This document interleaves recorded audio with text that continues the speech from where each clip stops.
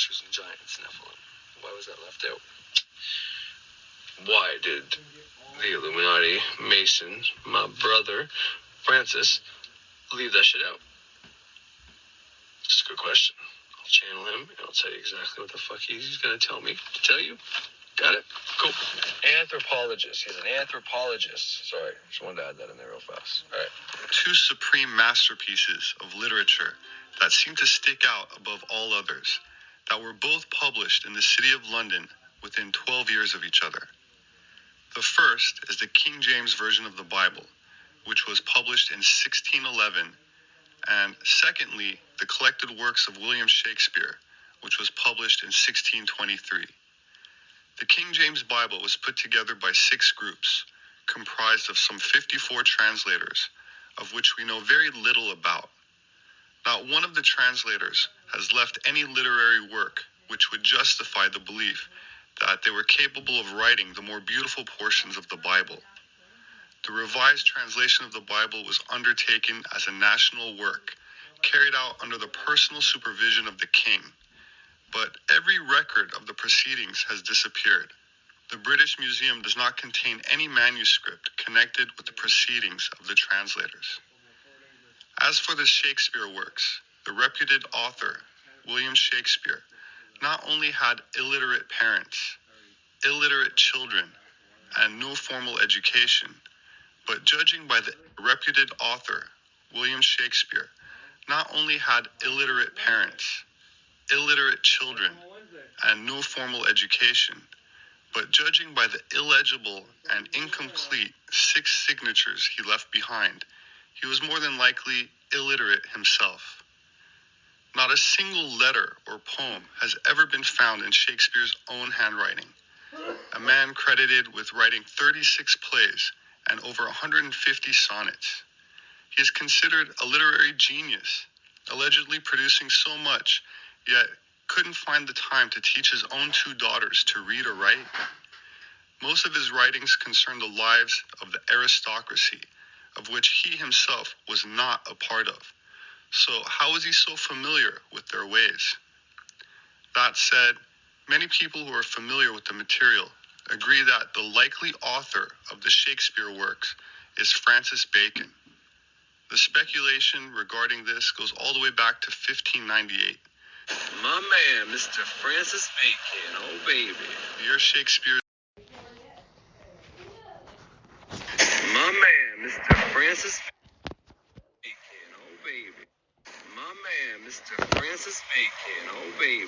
The year Shakespeare's name first appeared on one of his plays, when more than one of his contemporaries published about recognizing Francis Bacon as being the actual author.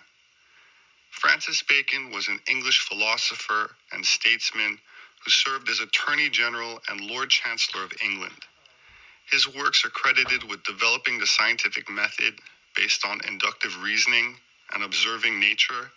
Bacon died at the age of 65 of pneumonia and had no heirs. As for the King James Bible, a book published in 1905 by William Spedley puts forth the theory that Bacon rewrote the translator's manuscripts to produce the literary masterpiece that is the King James authorized version of the Bible. Spedley exhibits remarkable insight into Bacon's motives and provides evidence to support his contention that Bacon edited the final draft of the translations, concluding that, quote, there was only one writer of the period who was capable of turning the phrases with that matchless style which is the great charm of the Shakespeare plays. Whoever that stylist was, it was to him that James handed over the manuscripts, which he received from the translators. That man made havoc of much of the translation, but he produced a result which, on its literary merits, is without equal. Please keep in mind that Francis Bacon was a 33rd degree Freemason, and it is said that his agenda revolved around encoding the text with gematria, which is an alphanumeric code of assigning a numerical value to a name, word, or phrase based on its letters. One should also note that the word Lucifer was added in this edition, where in Isaiah it says, How art thou fallen from heaven, O Lucifer, son of the morning? While this line stirs up a lot of controversy, we can get a better understanding of its context from another high-level Mason, Eliphas Levi, author of The Mysteries of Magic, who says, quote, "What is more absurd and more impious than to attribute the name of Lucifer to the devil, that is, to personified evil? The intellectual Lucifer is the spirit of intelligence and love. It is the Paraclete. It is the Holy Spirit, while the physical Lucifer is the great agent of universal magnetism." In her book, The Secret Doctrine, Helena Petrova Blavatsky says, quote, "Lucifer represents life, thought, progress, civilization, liberty, independence. Lucifer is the Logos, the serpent, the savior." Another 33rd degree Mason, Albert Pike, is quoted as saying, "Lucifer is divine and terrestrial light, the Holy Ghost, and Satan at one and the same time." In this context, the light bearer is not a person with a pointy tail in a fiery pit, but a force of nature which has potential for what, from our perspective, could be defined as good or evil, rather than a devil with a pitchfork made popular in contemporary movies and cartoons. I covered the Holy Ghost in the video last week. I'll include a link in the description if you'd like to see it. In his book, Morals and Dogma, Albert Pike once again says, quote, "Lucifer, the light bearer, strange and mysterious name to give to the spirit of darkness. Lucifer, the son of the morning, is it he who bears the light, and with its splendors intolerable blinds the feeble, sensual, or selfish souls? Doubt it not." Another proponent of this line of thought in regards to... Wow, eh? What a good looking man Manly P. Hall was. Like, fucking sexy. And I'm not gay or anything like that. But those pictures of him, one with the girl, and the one coming after, he's a good looking fucking man. I seen him as an old man. And, you know, you can kind of tell that he was probably a good looking man as a kid. But, fuck, he looks like... What does he look like? He looks like somebody, like an actor. Somebody from a movie. Cross between, like, Tony Stark's dad and Shia LaBeouf or something like that. Or there's somebody else. No, the guy from Musketeers. The Three Musketeers. The one that's the newer version, of course. Or the guy who plays Gaston in the newest Beauty and the Beast, which is the same guy from the Three Musketeers. That's who he looks like. Fucking, it was bugging me. Sorry, I had to tell you guys that. Anyways, let's go back. Let's look at Manny P. Hall. He's a good looking man. Honorary 33 degree Mason. Love the man. Love Manly P. Hall. I think he literally was trying to help humanity the entire time. Every philosophy, every lecture he did, was his intention was not to trick or whatever. I think it was completely and utterly to try to help us. I really do. And he is astounding. And as Robert will go on to say, he literally wrote the book on Masonic symbolism. And I think what Manly P. Hall says about it was there's more Masonic symbolism in the King James Version, edited by Francis Bacon, than in these Masonic fucking cathedrals. It's pretty evident that the Bible was created by a Masonic initiate, or a Masonic, more like a Masonic adept, which was Francis Bacon, a very, very successful person in general. But anyway, so last night I spent almost 3 hours listening to a Christian woman, well, Protestant, I don't know what denomination she was, but because, you know, one thing I pride myself in is listening to both sides of the argument. So I think Robert Zephyr is pretty neutral, but in the same sense, especially in this, you can get kind of the feel that Robert is on the side of Illuminati, which is whatever, Christianity's bad kind of deal. But he's trying to do it as without trying to tell you what side to listen to or believe or take, what side to try to take. He's trying to do it without that. But his evidence is mostly swaying towards that side, which is great, you know, it's awesome. But I wouldn't be doing my due diligence on my job, right, if I just solely listen to things that I agree with already. Like, I already agree with everything he says. The reason I'm playing it is because I want people to know that, you know, the Illuminati or the Freemasons, you know, fucking edited the Bible. For which reason? I don't fucking know. But the archetypal stories. Let's just go back to William Shakespeare, for example. William Shakespeare did not do those plays. It was Francis Bacon as well. He had the ability to write like that. This is him. He might even have wrote the fucking demonology book that King James so-called wrote. I wouldn't be surprised. But anyways. And yeah, King James really hated women and witches, so there's a really good chance he was fucking gay. Or, and I don't mean that in a bad way, because I know a lot. I know a few gay men. They don't hate women. They hate certain women that act. But most people don't like those women either. You know what I mean? It's like those guys that nobody likes. You know, women hate those guys, just like men hate those guys. But what I'm trying to say is, I don't even know what I'm trying to say. Sorry, back to Bacon and Shakespeare.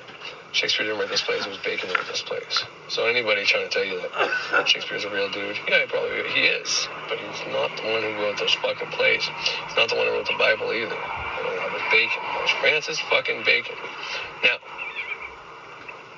where the fuck was I going with that? Okay, so in those stories, it's all about, you know, it's people in high place stories. It's archetypal stories, like Antony and Cleopatra, you know what I mean? Romeo and Juliet's, this rich family fucking drama, you know what I mean? These stories, King Lear, all these fucking plays and stories are of, what is it called, Aristotle? I think that's the word for that, you know, whatever. I don't really know what that means, I'll be completely honest with you. But it's archetypal stories for rich people. William Shakespeare was poor. Even if you take Thunder Wizard's point of view, where he says if you were a playwright or someone write plays or even an actor, you were the lowest of the low back then. You know what I mean? So it would make sense that someone like Francis Bacon, who's in a high place, who's got this gift, it's busting at the seams, from somebody who knows what it feels like when you have so many ideas, so much stuff in your mind that if you don't get it out, you can't sleep. That's how I am, that I don't make these videos. I haven't been sleeping well at all, and it's because I make one video a week. I need to make at least like 4 videos a week just to fucking sleep, okay? Get all these ideas out of my head, but I'm just fucking busy. Which is the sad part, because then I lay in bed not being able to sleep, saying I need to get to sleep for fucking work, and then I can't fucking sleep. But it's like, well, why don't I just go make a video? Well, because...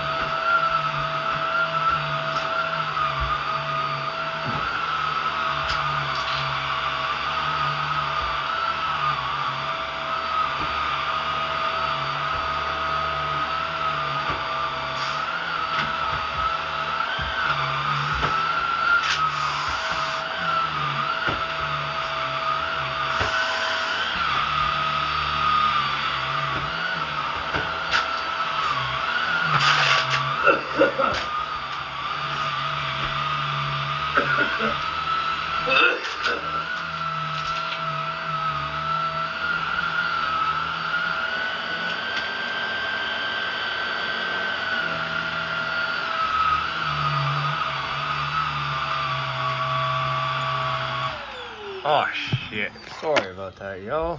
In bed not being able to sleep, saying I need to get to sleep for fucking work, and then I can't fucking sleep. But it's like, well, why don't I just go make a video? Well, because, I don't know, my wife will get mad. Like, you're not sleeping, you're making videos at night. It's like, well, I can't sleep, so that's why I'm making videos at night. Anyways, I don't know. Maybe there's some issues that are gonna work out. So there's definitely some issues that aren't gonna work out. That's pretty evident. But the point I'm trying to get at is, if you take Thunder Wizard's example of William Shakespeare being a broke-ass motherfucker who no one liked, and the actors were just there to please the rich. Francis Yates is in the audience with all his fucking Masonic rich motherfucking buddies, watching the play he wrote. Letting Shakespeare get credit for the play because he can't be associated with that. Okay, let's just establish that right there. It doesn't change much. You like Shakespeare, that's great. You hate Masons, who cares? You like the works of the Masons. Now, he's got many books. Francis wrote many books. Some of them are literally about archetypes, mythologies, and shit like that. So when you compare his works to the Shakespeare works to the Bible, all these things are exactly the fucking, not exactly the same, but they're very similar. The style of writing and everything is just, it's uncanny how similar it is, you know? But anyway, that's just why am I bringing up Francis and Shakespeare? And why am I trying to tell you that Shakespeare didn't write those plays that Francis did? Why am I trying to tell you that Francis edited the Bible? What's the point of all this? Well, the point is that most people are against the Illuminati. Most people are against the Masons. They think they're fucking evil, some bad thing, part of the world. And like I've said, there's no group that is all good. I'm sure there's some bad within those groups, but there's also good within those groups. This is a law. Okay, duality and polarity is within everything. It's a fucking law. There's nothing out there that is all bad. There's nothing out there that is all good. It is literally, physically, mentally, spiritually, emotionally, passionately impossible to break that law. Like the beer store, for example. The beer store's right in front of me. Is the beer store good or bad? Well, beer, too much beer, can make you fucking have a beer gut, make your wife not like you, make you lazy, make you, drunk, you can go drive and have an accident. But it's one way that the government gets fucking a bunch of money by selling the fucking beer and be able to fix the roads and keep the water going and keep our whole culture going. Not only that, people come home from work and they can have a few beers instead of having a bunch of shots and getting really stupid off alcohol. So beer was able to slow things down. Not to mention, way back in the day, when beer was first invented by the Egyptians, they were having a crisis where the water they were drinking and washing in, which probably part of the problem, shitting in, pissing in, washing in, got so contaminated that if they drank it, they died. If they didn't drink it, well, you die if you don't drink water in a few days, right? So they're fucked. Well, they took their beer. They took all their beer, started adding it to some of the water, and then drank it. And they had some good parties, but they saved it because they sanitized the water and was able to drink it again. So beer is all good and bad. What am I? I'm fucking good and bad. Probably more bad than good. Who knows? I'm trying to help people out here that are interested in the same stuff I'm interested in. But at the same time, I end up going after somebody like Thunder Wizard who's also trying to help people. That's not good. It's not nice. But it is what it is. I have children that I try to raise to the best of my ability, but sometimes I fuck that up. Sometimes I get mad. Sometimes I punish someone that's not warranted. Sometimes they prove me wrong and out of spite I just do stupid shit because I'm human. No one is all good or all bad. Okay?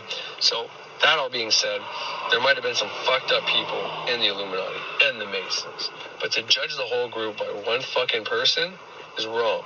Not only that, there's probably a good fucking reason a Mason edited the Bible. More than that, there's probably a better reason for the church to want to disprove and shit on Masons and whatever. I listened to it for 3 hours last night to this girl go through all the reasons why King James wrote the Bible. Seriously, like he retranslated, edited it, and did it all by himself.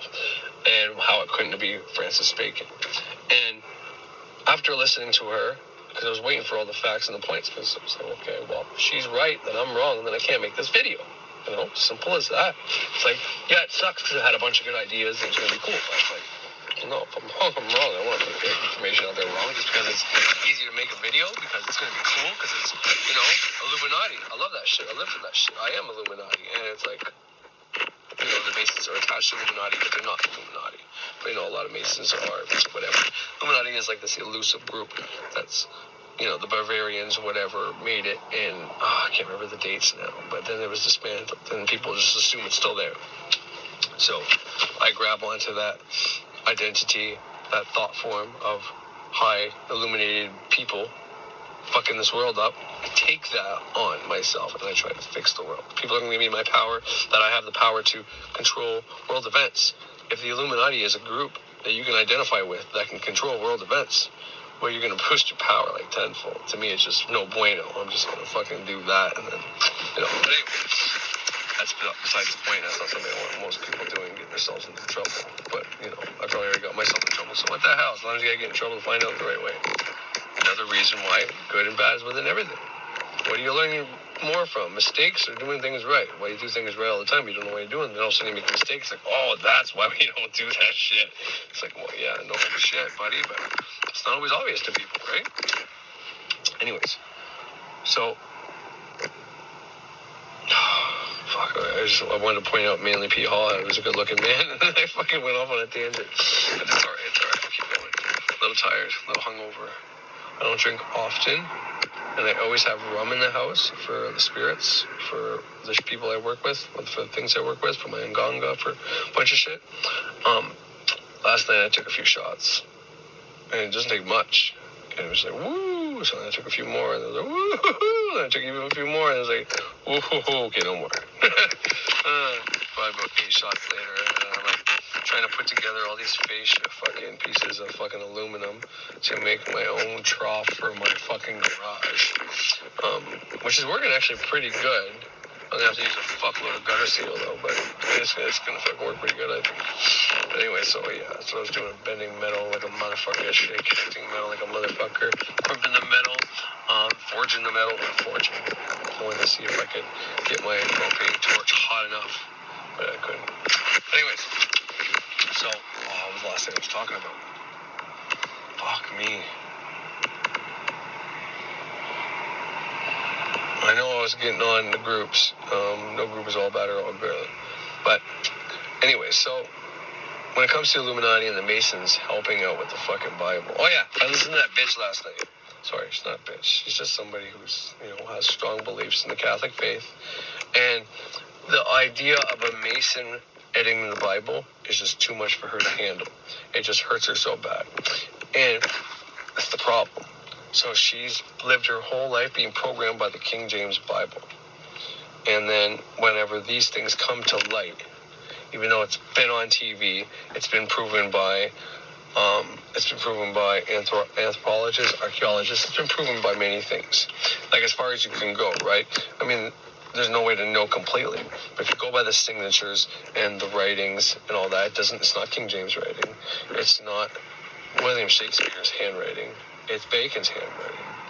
When we compare the demonology book to the Bible, there's some similarities, which is why I said maybe he edited that book too, but for the most part, it's not even close to, and this is the thing, right? Anybody can try to use that, but okay, so Bacon's so-called work in the Bible almost looks like King James demonology book. So maybe it was King James, whatever, maybe. But Francis Bacon made a lot more books, and every one of his books, plus all the Shakespeare fucking plays, are exactly the same writing. It's exactly as the Bible, and similar to the one King James book, but not the same. So what we can derive from that is, okay, there's a difference between the King James book and Francis Yates, but both these guys were intelligent enough and taught how to correctly write, whereas Shakespeare was not, because his signatures weren't even barely legible or completed, okay? So we can rule Shakespeare out from writing anything. That guy's done. It was either Yates or King James. Now, King James is different from all the other Yates collections, including the Shakespeare and the Bible. If we put that in place, but we'll just keep the Bible in the middle between these two guys first. And then you look at King James's book. So King James' book is different enough that we can say, okay, it most likely wasn't the same person who written the Bible or all those other works. But then Yates is exactly the same as the Bible and all those other works, plus all his books. He's got a fuckload of books. I mean, I've counted at least 10 so far, and I didn't even get to all of them. But there's at least 10 books. I've read 2. I mean, I've read all Albert Pike's shit. I've read all Manly P. Hall shit. I fucking listen to all of that. I mean, I'm not kidding people when I say I've been listening to this. I was an armchair cultist for a long time. I mean, Every time I say Yates, I mean Bacon. I don't know why I keep saying Francis Yates. That's a different dude altogether. Which is why I said maybe he edited that book too. But for the most part, it's not even close to. And this is the thing, right? Anybody can try to use that. But okay, so Bacon's so-called work in the Bible almost looks like King James demonology book. So maybe it was King James. Whatever, maybe. But Francis Bacon made a lot more books, and every one of his books, plus all the Shakespeare fucking plays, are exactly the same writing. It's exactly as the Bible, and similar to the one King James book, but not the same. So what we can derive from that is, okay, there's a difference between the King James book and Francis Yates, but both these guys were intelligent enough and taught how to correctly write, whereas Shakespeare was not, because his signatures weren't even barely legible or completed, okay? So we can rule Shakespeare out from writing anything. That guy's done. It was either Yates or King James. Now, King James is different from all the other Yates collections, including the Shakespeare and the Bible, if you put that in the place. But we'll just keep the Bible in the middle between these two guys first. And then you look at King James's book. So King James' book is different enough that we can say, okay, it most likely wasn't the same person who written the Bible or all those other works. But then Yates is exactly the same as the Bible and all those other works, plus all his books. He's got a fuckload of books. I mean, I've counted at least 10 so far, and I didn't even get to all of them. There's at least 10 books. I've read 2. I mean, I've read all Albert Pike's shit. I've read all Manly P. Hall shit. I fucking listen to all of that. I mean, I'm not kidding people when I say I've been listening to this. I was an armchair occultist for a long time. Do you know how many books you can read and videos you can watch when you're pretending to be a fucking occultist? And you need to know your shit if you're going to pretend to be an occultist. You're going to need to know your shit. And I knew my shit. I still know my shit. But now I practice because, I got to a point where it's like, okay, well, I don't know if any of this is real. I'm talking, I wasn't making videos, but I thought about making videos at that time. But it's like, I don't know if any of this is going to work. I have all this theory and I don't have any tangible results. So, put it to practice. And the minute I started, everything else went away. I was so locked into the process. It was unbelievable. But anyways, so what you can derive from what I just said, if it's up to you, derive whatever the fuck you want. I'm not trying to tell you what to believe. But the most likely author of the Bible was Francis fucking Bacon, okay? That's just, it's pretty obvious. At least the editor, not the writer, the editor, he edited the Bible. For all the times I said written, I mean edited. He edited the Bible, okay? He added his style, techniques, symbols, all that to the Bible. And when he did all that, God, gross. When he did all that, now we have what we have. We have this Bible that has lots of meaning in it, that has lots of symbolism in it, potentially even gematria, but who the fuck's gonna do all that? I mean, who knows? Some of these people really fucking did some crazy, fucked up shit back in the day. All these different codes and all these different things, just insane. So it's very possible. But overall, I want to, why are the Masons and the Illuminati such a bad name? Well, just even in this thing, Albert Pike and all these guys are defending the name Lucifer. Okay, why would they add Lucifer into the Bible? And this is their buddy, a Mason buddy. Why would they do this shit? And it's like to attribute that. So it's like King James had some pull. King James was there to make sure the Mason didn't go overboard with occult and Masonic things. However, the Mason made sure to do enough that the symbolism can be seen through, and you won't be misled by it. So King James no, you can't write this, write it like this. No, you can't write it like this, write it like this. That was his fucking job. So his fingerprint is in that fucking book. But Francis used his style of writing and everything to do it. It's guaranteed. 100%. And this Christian bitch, like I said, sorry, she's not a bitch. This Christian lady has been believing this Bible her entire fucking life. And to find out that a Mason wrote it, somebody who actively says Lucifer is not a bad being that was added to the Bible, that's bullshit. That's just, can't have that. You can't have somebody who thinks Lucifer is a cool guy writing the Holy Bible that you fucking believed your whole life. You can't have somebody who's a human being writing and editing the Word of God. But you have a king do that. Well, a king is a human being like everybody else. Even if King James did fucking edit it, it still makes it less the Word of God. These lines that he added, thou shalt not suffer a witch to live. The Pharmakia translation turned into witchcraft and sorcery.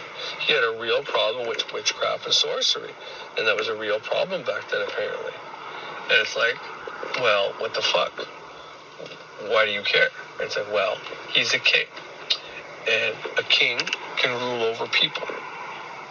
If people have the power to do inner magic alchemy and change their life, like today, for example, then the king can have absolutely all the power he wants and all the money he wants, but we can manifest our own reality and fucking fix our lives.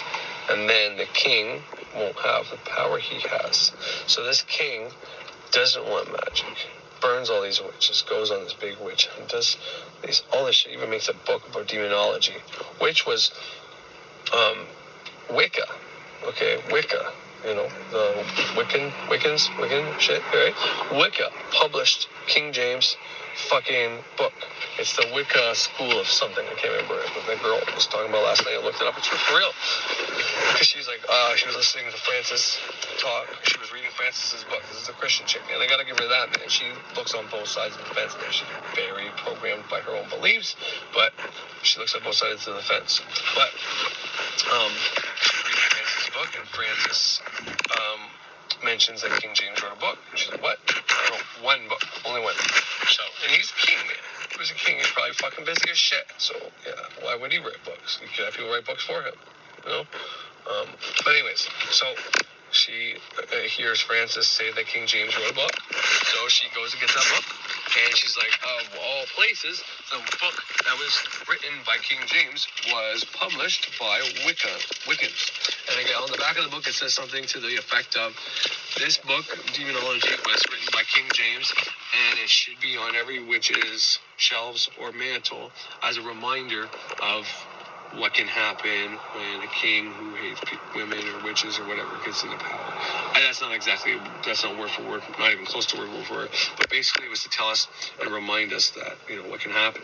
Like, this guy wrote all this shit about demonology and demons and witchcraft and all that. I mean, it's really not demonology. But anyways, and all because of he was scared that regular people might be able to dethrone him and get power and get money and whatever else. You know what I mean? And like, it's ridiculous. And he had the same power as everybody else. That's the thing about magic. And religion, for example, or at least it should be. But within the religion, it tells you everybody's equal. But then it has a hierarchy within itself that puts the kings and the priests and the popes above everybody else. But within what they teach you, it's like, we're all equal. But don't come on my fucking little step. Come near my altar. I'll come down to you and give you that bread. You don't come up here unless you got one of these white fucking blankets to wear. But anyways, so... yeah, King James wrote that book, and it was published by Wicca, which is fucking weird, but it's fucking cool. I'm glad they did that. They can show how they're depolarized and show how they're not so, it's like King James persecuted our people, but we are actually evolved and forgiving, and we can, publish this book that this king who fucking hates us and give it as a warning, and, whatever, blah, blah, blah, blah. Who's more balanced? The fucking Christians that are going around trying to kill us and hate us and want to prove that whatever, or the people that are trying to get along with everybody, the witches and the magical practitioners. You tell me. I think we're a little more civilized.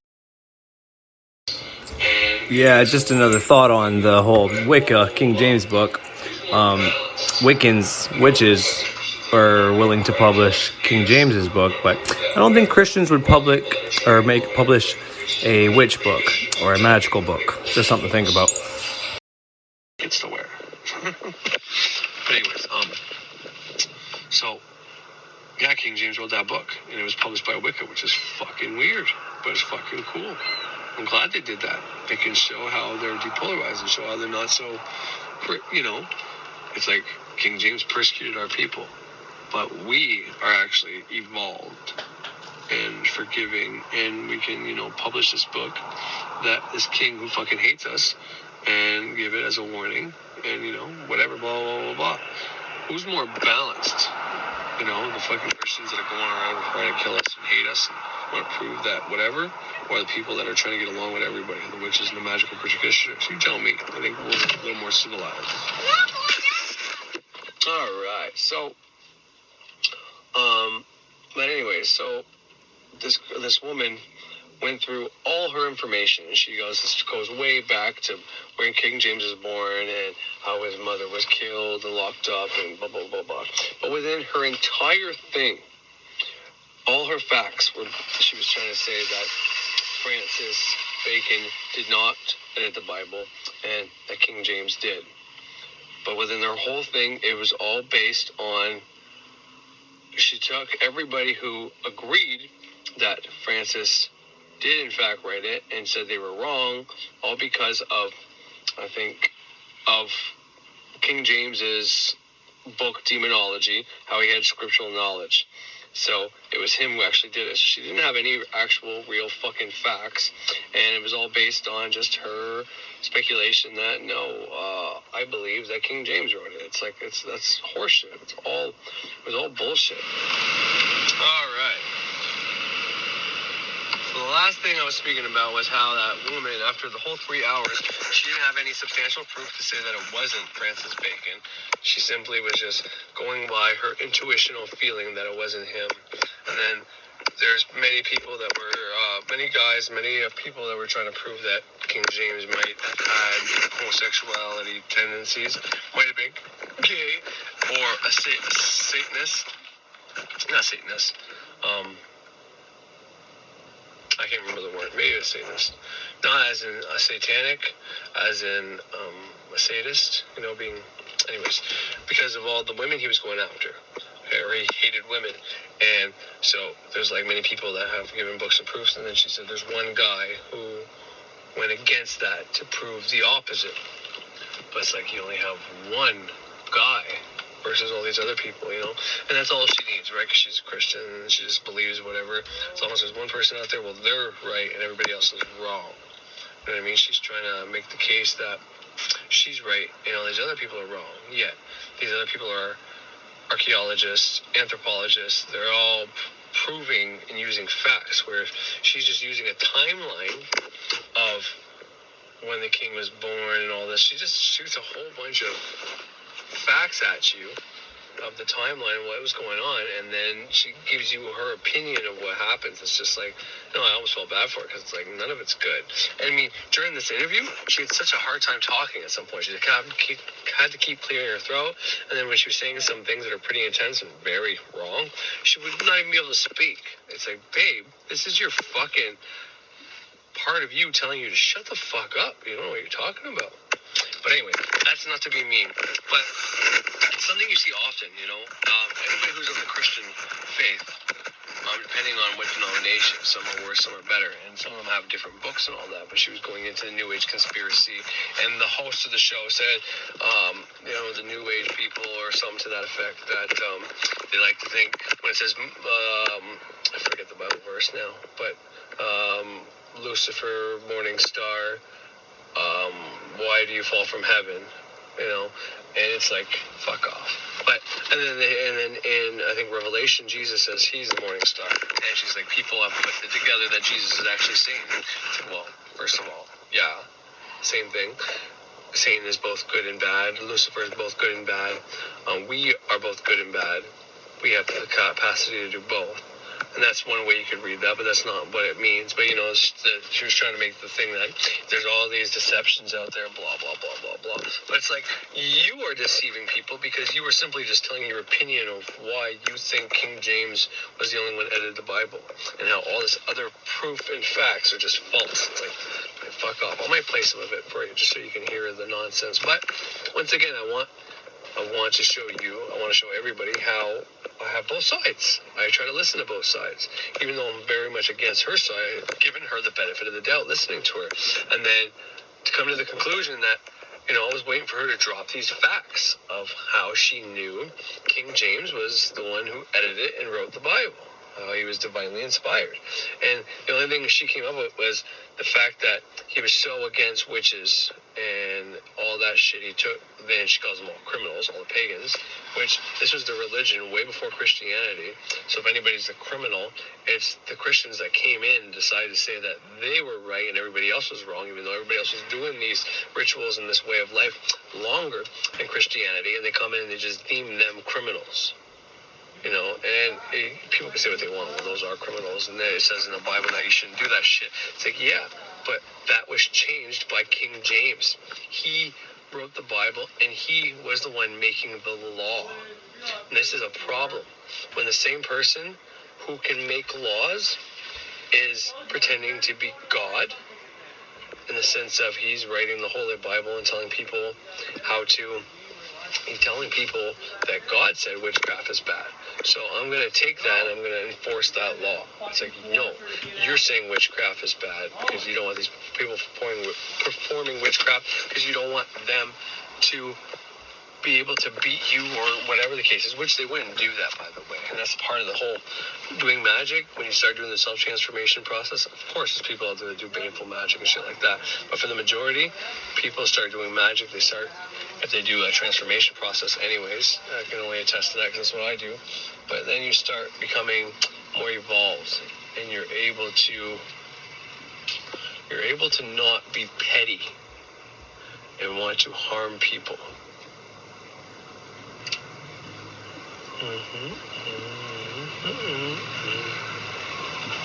Yeah, it's a buddy of mine, I'm sorry. But yeah, so he had this problem with witches, and he literally writes the law and then enforces the law. He's the judge and the executioner there. And this is why, one of the reasons why, the monarchy is not great, because it's all based on one person. And have people, royal people he can consult with, royal consultants and stuff like that.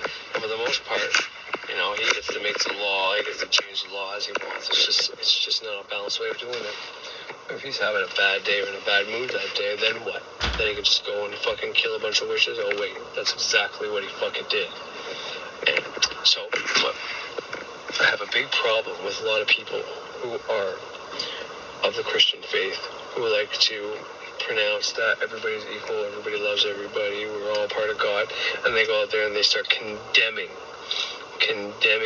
everybody else, and pagans and all these pagan communities and witchcraft people. And it's like, okay, honey, you think the pagans are criminals and all that, right? Okay, let me play something for you right now, okay, and show you how Christianity is more pagan than you fucking think.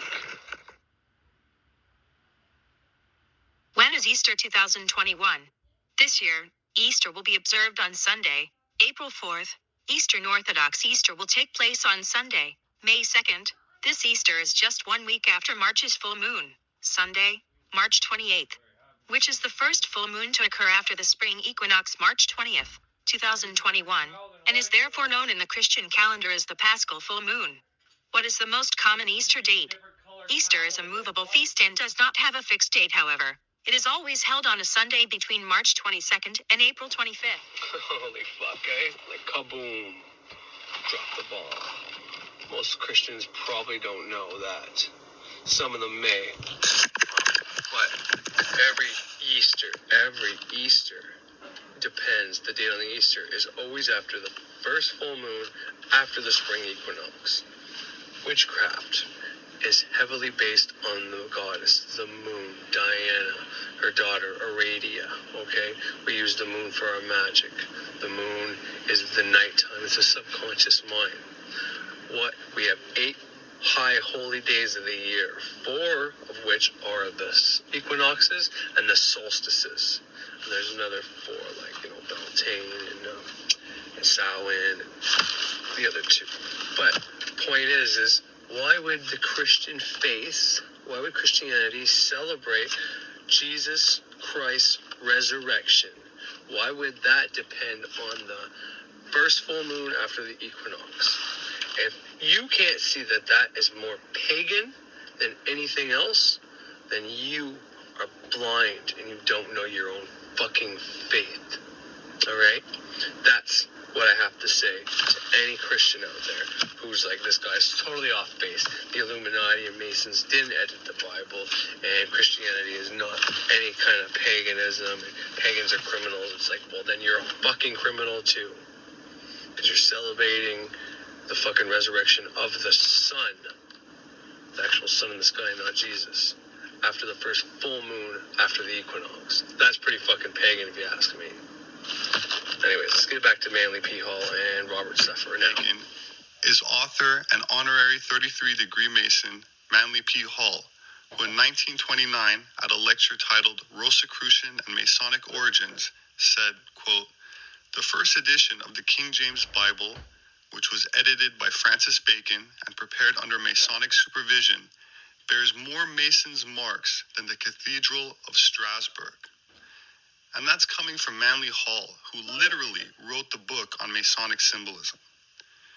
Dr. H. Spencer Lewis, Imperator of the Rosicrucian Order during the 1920s and 30s, said in the April 1930 edition of Rosicrucian Digest, quote, "The Bible, which all of us read and admire from a literary point of view because of its peculiar and beautiful English, was written in that form by Bacon, who invented and perfected that style of English expression. The first editions of the Bible were printed under the same guidance and in the same manner as were the Shakespeare plays, and the ornaments for the various pages were drawn in pen and ink and on wood by artists engaged by Bacon, who worked under his supervision. Every one of the ornaments concealed some Rosicrucian emblem, and occasionally a Masonic emblem, or some initials that would reveal Bacon's name, or the name of the Rosicrucians. Some ornaments were put not only in the Christian Bible that Bacon had rewritten, but in the Shakespeare plays, and in some of Bacon's own books, and a few other books that were typically Rosicrucian in spirit. All right, so the man you just heard, what he said is pretty profound. Not profound, but you know what I mean. It's fucking saying that Bacon created that style of English, that's the way the Shakespeare plays are, and the same that's in the Bible. And it's not that any like the emblems that were in the Bible that are Rosicrucian and Masonic, there are Rosicrucian and Masonic symbols that are in Bacon's books and in the Bible and in the Shakespeare plays. So this is how we can tell that it's most likely him, that we can't know something 100%, but it's most likely been edited and rewritten by a Masonic, Rosicrucian, Illuminati motherfucker. And, you know, like I said, back to this Christian chick that I was talking about, that I'll play a bit for you so you can hear her. In King James's demonology book, he doesn't have those emblems. His style of English is similar because he was taught similar English, but it's not the same. He did not write this Bible. He oversaw the actions, hence why the Masonic, Rosicrucian, Mason had to hide things in plain sight. Now, I'm not trying to say that Masons are good guys. I'm not trying to say that, you know, the Rosicrucian, you should follow them. Although Rosicrucianism is something you should look into and you should look at and see what their beliefs are. It's something very not understood. Because even in that girl that I'm talking about, the Christian, one of the things I looked for the opposing views of, there's one place where it says, King James, was it King James she's talking about, who got killed? And it says the evidence and the person who killed him was a Christian. She's like, but I don't believe that. I believe it was the Rosicrucians or something to that effect. And it's like, once again, these are your beliefs that have no facts behind it, just because it doesn't fit your little narrative. So whenever you don't have facts that you can twist to go with what you want to happen, right? Because she wants a certain narrative, and there's certain facts that she can pull out, and some people have same thing as her, were pissed off when their beliefs were tested, so they wrote pages and books about it. But there's always one Christian to like 10 other people's facts of actual history. Anyways, so, and then whenever there's straight up no evidence for her to pull on, it's just like, but I don't believe that, because I believe it was the Rosicrucians that killed him because, well, he didn't like the Rosicrucians, and there was a really heavy alchemy and pagan going blah blah blah blah blah. Like, fuck, man, like, why does it matter? Sorry about that. One of my little daughters came to the car. But yeah, I don't like that at all. You know, people just saying shit isn't real because they fucking think or feel it's not real. It's like, get some facts going. But anyways, Rosicrucianism has a lot of the same beliefs that I have, or, you know, believe in, but that's besides, I guess, the point. But the main point I want to put out here is, I guess, to, you know, because I got a bunch of messages not that long ago about 3 different people. I'm in a video, but 3 different people asking me why Thunder Wizard's hiding the real version of the Bible. He says the Bible doesn't hold any fucking whatever, it's just for a victim. And then in one of the videos he says, if you want to learn about Jesus, why the hell you have a King James Bible? You know? And he made this weird fucking face. And then the same people, some of my viewers said, what the fuck, what does that mean? Blah, blah, blah, blah, blah. Why would he say that? That means something. And now, with this information that I'm putting out here today, I think I have a better grasp of what he meant by that, whether he knows it or not. But the King James Bible is edited by a Mason and retranslated and added a whole bunch of different fucking words and changed the meaning. So the previous Bibles before the King James Bible was closer to the Word of God and shit like that, whereas now it's, I'd say it's more archetypal, and there's more stuff in there that you can use to your benefit,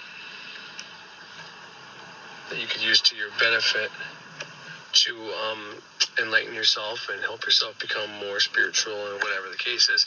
But it doesn't mean the older translations don't have anything of value either, but those would be more closer to the original source if you think there's some value in that. Now, I can't tell you for sure or not for sure, because some of those stories are fucked, some of those stories are okay.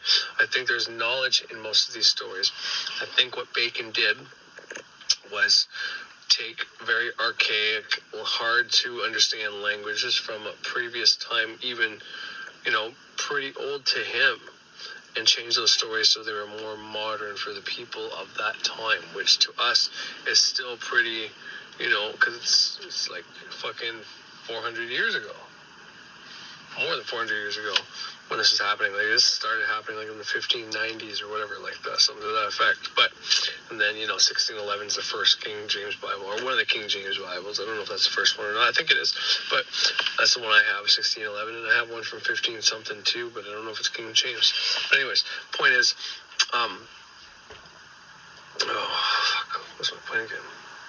Oh yeah, point is that this one was recreated with stuff by a Mason, deliberately, probably on purpose. Now you could say, well then, if all these guys think that Lucifer is not a bad name, then why would he put that name in there? And I got 2 answers for you for that, and I don't know which one's real. One is either King James said, no, add the devil in there, Lucifer in there, because there is no devil. Christians need the devil because they need something to blame for their bad acts to happen. Because it's not them. It's not God. They need Lucifer. But God created Lucifer.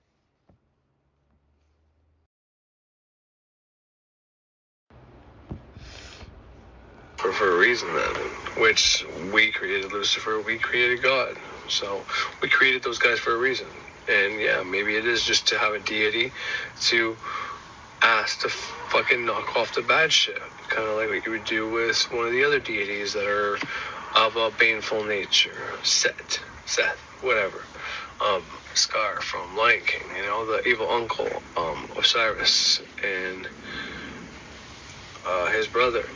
They get into a fight. You give him an offering and say, thank you for not fucking up my life. You know, something like to that effect. And then this way, there's something you can do about shitty circumstances instead of just blaming the fucking devil and not giving any offerings and calling him bad names and think that's somehow going to help you.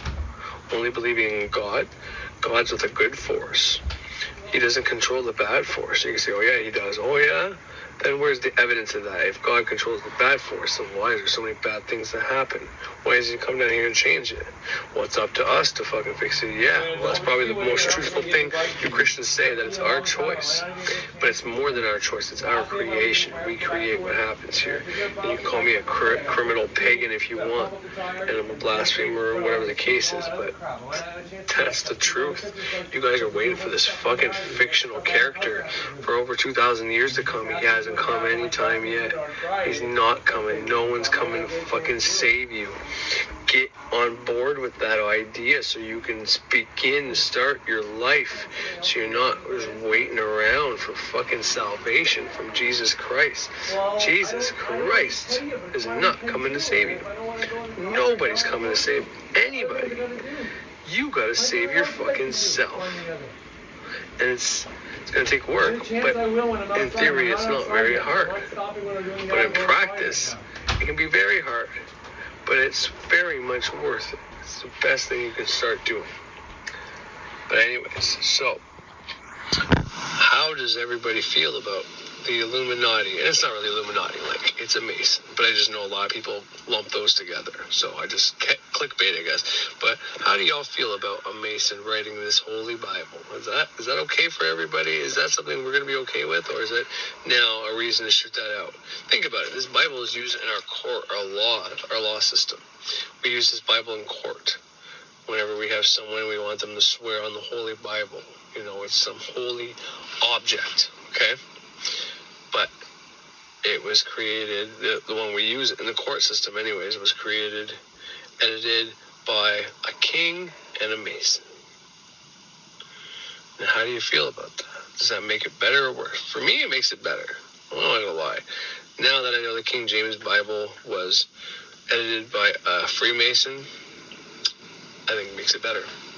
I'm not necessarily saying that it's, got more value than the older ones, but I think it makes it cooler and better that I know that somebody who practices spirituality similar to mine helped edit that book. Now, I still don't like the fact that it says shit in there like suffer a witch to live instead of suffer a poisoner to live, which is the original line, or pharmakia was changed to sorcery and witchcraft. I don't like those things. And who knows, that might not even be his fault. That could be just all King James, because it sounds like what King James would do. Because I read his demonology book, and I know how much he hates fucking witches and witchcraft. So those things seem like they're straight up from there, but then there's contradictory information after that also within that. So anyways, I'm going to listen to what I already made so far and write down the ideas that I need to close out and go from there.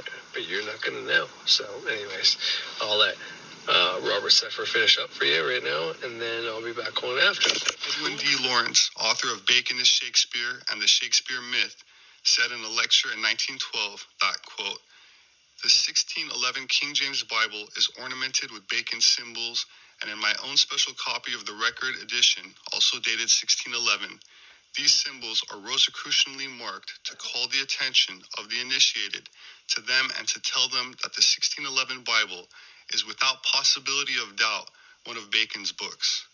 When Bacon was born, English as a literary language did not exist. But once he died, he had succeeded in making the English language the noblest vehicle of thought ever possessed by mankind. This he accomplished merely by his Bible and his Shakespeare."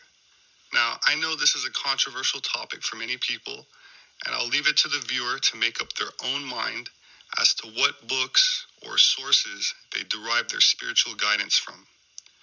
That said, I just wanted to point out that regardless of who translated the King James Bible, or if it was encoded with gematria, or edited by Francis Bacon or someone else, it was largely based on the most common manuscripts available at the time, particularly the Byzantine family of Greek translations.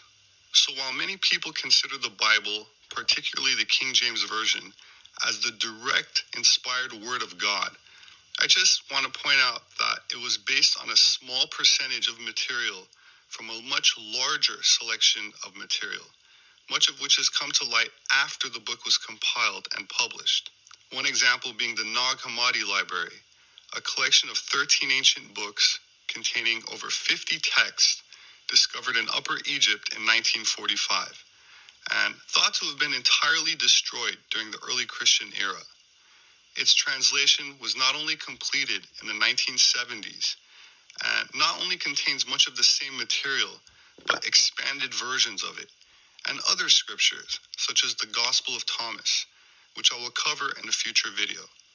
Another example not included in King James, yet was very popular in the ancient world, was the Book of Enoch, ascribed by tradition to Enoch, the great-grandfather of Noah. While I already covered this previously more than once, I will cover it again, focusing on parts that expand on the sections of Genesis, speaking to the Nephilim who lusted after the beautiful daughters of men and took them as wives and impregnated them, only briefly alluded to in King James, in an obviously incomplete fashion. In closing, I would like to quote one more Masonic author, Carl Claudy, who said, "Cut through the outer shell and find a meaning. Cut through that meaning and find another. Under it, if you dig deep enough, you may find a third, a fourth. Who shall say how many teachings?" My name is Robert Sepper. I'm an anthropologist. You can find my published books on Amazon. They make a great gift. I'd like to thank those who support me through patreon.com. There should be a link below for those that are interested. I appreciate it. Thank you very much. I also would like to extend my gratitude to anyone who shares these videos. As I rely on word of mouth, please remember to hit the like button and also to subscribe for future updates. As always, I look forward to reading your thoughts in the comment section, so please leave me a comment below. Have a wonderful weekend, and I hope to see you again soon. Canadians are dying of overdoses every day.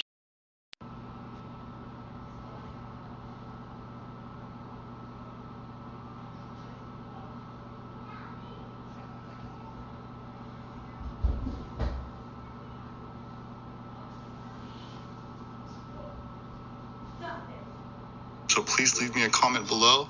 Have a wonderful weekend, and I hope to see you again soon. Canadians are...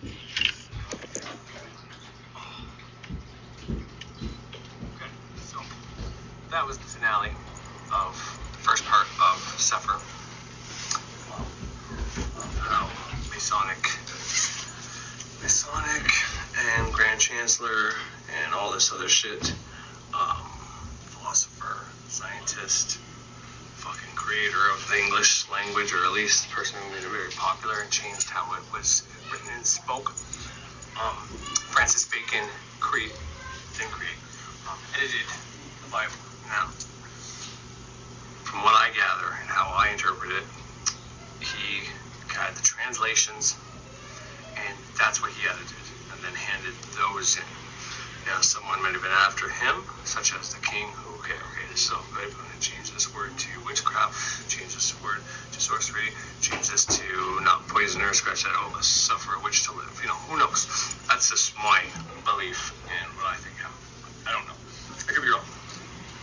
All that's to say is, especially that last quote you heard, read the book, read through all the symbolism, take their meaning, and then cut through those meanings and take that meaning, however they worded that was beautiful. And that's what you can do with the Bible. It's very much possible to gather the symbolism and the archetypal and the beautiful stories in there that teach us a lesson. It's possible. And I think the reason it's very possible now is because of Francis Bacon. Even more than that, all the symbols that were put in there is to tell the new initiates of whatever you want to call it, magic, Kabbalah, if you want to call it just New Age or witchcraft, whatever the case is. When you see these symbolisms and you are of a sound mind, but you're looking into this stuff, when you see this shit, now the new Bibles probably have that.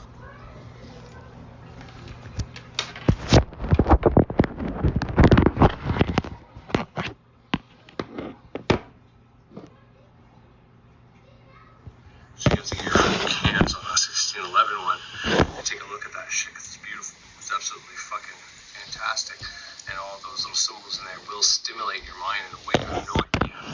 But nonetheless, all this is to say is it's just to put out, for one, it was for all those viewers who were commenting way back when about it. I figured let's give them an episode about a little more about the Bible and what Thunder Wizard may have meant. But he's a very avid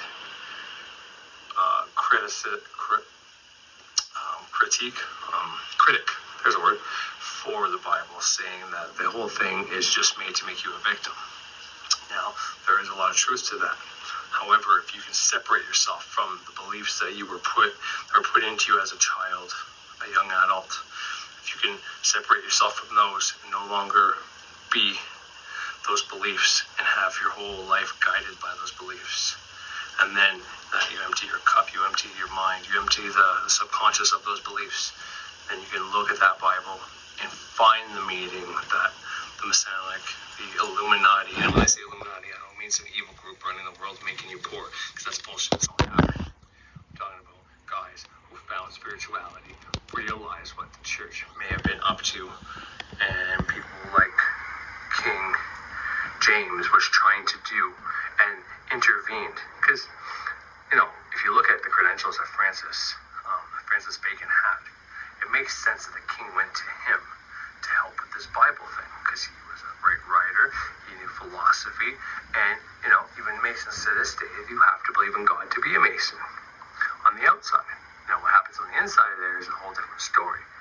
But they do believe in some supreme beings, just like the Rosicrucian, just like the Gnostics, all these groups, okay? I'm not saying they're not all the same group. That's just stupid. That's like saying all these different types of witchcraft, like the fairies and, darker magicians like equating are the same as these white kitchen witches and shit like that. It's like, no, they're all fucking different. All of them are different. But they do have commonalities, just like Protestant, Roman Catholic, First Baptist. They're not all the same religion, even though they're all under the same banner, but they have lots of commonalities. But all that's to say is it was intervened. Either he was asked to intervene or it was divinely done, because, let's say if you believe there's like some divine God, well, this happened for a reason. That Bible was whatever it was before Francis Bacon got in there and changed everything. And whatever you want to think about the English language and what was done, we are at a place in time it's better than it's ever been before. And you might look at your life and say, that's impossible. My life sucks. But I guarantee you, unless you're on the street with a cell phone right now watching me, broke somehow having Wi-Fi on the street, unless you're that person right now, you are in a house, you have electricity, you have a phone or a computer or some type of whatever. There's a lot of people that died for us to get to where we are today. We're not in a 30-year war or even a World War II scenario. We're not in a Cold War scenario where someone might drop a nuke and that's the end of the world. We're not in the Civil War, whatever you believe about that. We're not in any of these archaic old times where it's killed or be killed. We're not in any of that. We are in the best time that's ever been around. And, Jupiter and Saturn, lining up against each other at the end of the age of Pisces and the beginning of the age of Aquarius. I mean, to me, that's another no-brainer, man. This is clearly the beginning of that new time, or the ending, at least, of Pisces. And we're going out with this bang, or we're starting with a bang. The king, the god of expansion, against the king and the god of restriction, are two polarities within all of us, up there, battling out, because we're battling it down here, as above, so below. That's what's going on right now. We're either at the ending or the beginning. I can't tell you for sure, because who the fuck knows? Astrology is a science, but because it takes so long, like what's a great year, 22 or 2400 years? That's one cycle. That's from going from Pisces to Aquarius, or from Taurus to Aries, or from Aries to Pisces. That's all it takes. So it's very hard to have commonalities and the same consequences after doing certain things whenever something takes that long to see the results. That's why you can't quantify or scientifically prove astrology. But there are little things you can do to show what works within your own lifetime, but you have to use the faster planets, like the moon, like Mercury, even Jupiter and Saturn. It takes 7 years for Saturn, but you can can still every 7 years mark it down and realize, like, fuck, I did something like that, whatever the case is. Anyways, it doesn't matter.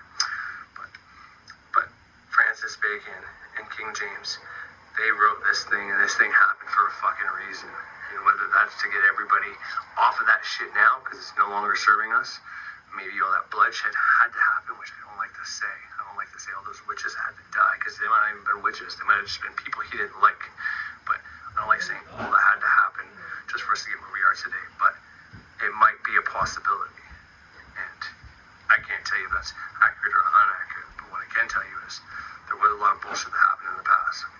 But if you really, truly believe in that book, then I would suggest trying to get a copy of the one where these symbols and all that shit is inside of it, so you can see exactly what we're talking about here and see it for yourself, that there's no way that a witch-hating, magic-hating king wrote that with all that symbolism in there. And if you do have the mind of Illuminati symbols, they're all bad and they're there to fuck you up, well, maybe you shouldn't look at it. But maybe if you can put that at the door for a second and realize that that's not true, that's something that was fed to you by some organized religion who doesn't want you to have power, like King James didn't want anybody else to have their own power and fear that he would be overthrown. Okay? That was fed to you as a lie, that all these symbols are going to do you harm. They're actually going to illuminate shit to you. When you see these specific sigils and symbols, what happens is your mind opens up. You realize that there's fucking way more to this. You don't understand how you know it, but when you look at it, you just know. There's way more that you don't fucking know. And then you might get semi-obsessed to finding out, but these things are meant to stimulate you, and it will. Now, you don't have to do that, but if you can, I think it's a good idea, especially if you're one of these people that want to use the Bible in your spirituality. I don't typically use the Bible in my spirituality, but I do use it from time to time because it's helped evolve our culture, good and badly, both. So it's something important to know how our culture has evolved throughout the last 2,000 fucking years because of this damn book. And then in 1611, how it was changed. And we are seeing the results of that change. You can say it was bad all you want, but things were worse before 1611. Now, bad things happened after 1611 as well, but we are now at a pretty damn good spot. So when things get changed in the last 400 and some years, and now we're way off better, to me that tells me he did something right. But that's just my opinion. Anyways, let's look at what happened. Let's look at that 30-year war. Let's look at what the Protestants, which means protest. And I'm not for or against the Roman Catholics or the Protestants. To me, they both have interesting ideas. If I was to go with one of these, I do like the Jehovah's Witnesses version of like the Watchtower, the Watchers and shit like that. Although they claim evil and shit like that, but I like those ideas probably the best. I think my Roman Catholic that I technically am, though, is the most loosely and pagan version of Christianity, to be completely honest, and I'm glad that's the one that I am technically on paper. That's not what I practice, but that's what I am on paper. And like the example I gave you with Easter, there's Halloween and there's Christmas. This is a very pagan version of Christianity. And anybody wants to dispute that, you have my information, you have my email, you have my phone numbers, and you know how to contact me. My Instagrams and everything are all there. You can contact me easily, and we can have a nice debate about it. I'd be willing to go up against anybody and show you exactly what I mean by that. But anyways, let's show you about the 30-year war. Let my Robert Seffer do his... Oh, I always forget the name. It's not an archaeologist. It's anyways, let him show you what the fuck it was about. When the ancient Roman Empire fell around the year 500, it created a power vacuum, with Europe in poverty and stagnation for centuries, which history calls the Middle Ages. It was during this time when Catholicism emerged as the dominant force in Europe, with the tallest and richest structures in town being the Roman Catholic Church. Basilicas modeled after large, ornate Roman law courts. Catholicism was Roman because the Church ruled from Rome, and the word Catholic means universal, with the Church attempting to provide unity and a degree of stability to a fractured Europe. Essentially, the fallen Roman Empire was now replaced by the Holy Roman Empire, What were once Roman senators were now called bishops, and what was once the Roman emperor was now called the Pope.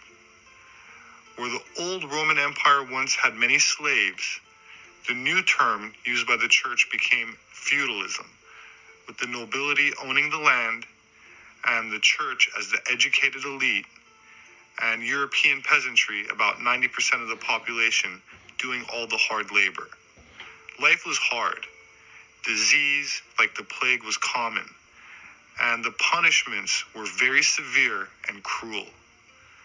While the church promised eternal happiness and paradise in the afterlife, most of their resources went to building magnificent cathedrals filled with beautiful artwork and stained glass, with the general illiterate population kept either in awe and expectation or in guilt and in fear.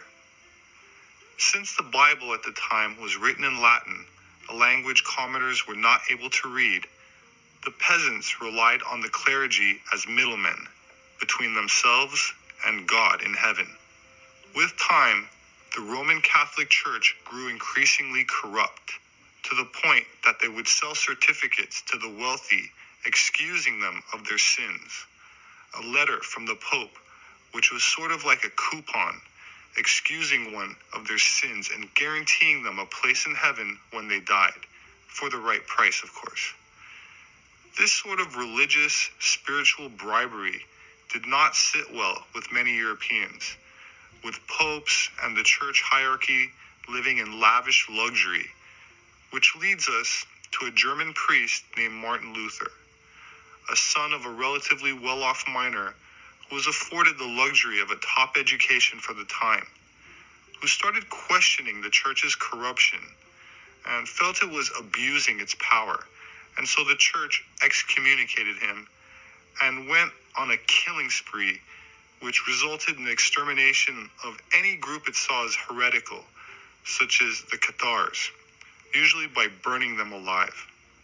This tactic might have been effective in the past, but with the advent of the printing press, Luther's criticisms gained an even larger following, resulting for the first time in translated copies of the Bible reaching the masses, where the Word of God was now available to ordinary people to read and interpret for themselves, eroding the church's monopoly and therefore its power. This gave rise to the Christian split between the Catholic Church and the Protestants, which comes from the word protest. With the Bible now translated into German, English, and French, the languages spoken by most of the general public, the Protestant movement grew into a revolution, the Protestant Reformation, and what is remembered as the 30 Years' War. In 1618, in modern-day Czechoslovakia, or the Czech Republic plus Slovakia, which back then was called Bohemia, the Protestants there resisted Catholic rule by throwing a Habsburg representative out of the third-story window of a Prague castle, an incident known as the Defenestration of Prague. He survived the fall, if I'm not mistaken, by landing on a big pile of horse manure. But this act was a signal for the beginning of a Bohemian revolt against the Habsburg Emperor Ferdinand II, which marked one of the opening phases of the 30 Years' War, which was very bloody and grew to include most of Europe. In 1648, the Peace of Westphalia was signed, with the result being a weakened Holy Roman Emperor, the Dutch winning their independence from the Spanish, as well as Sweden gaining independence, and France also gaining territory. But it's difficult to declare a clear winner, other than to say, from this point on, freedom of religion gained acceptance with the people's right to private worship, and a large number of Christians now agreeing with Martin Luther that salvation was available through their faith alone, rather than by performing church rituals or having to pay to get out of purgatory.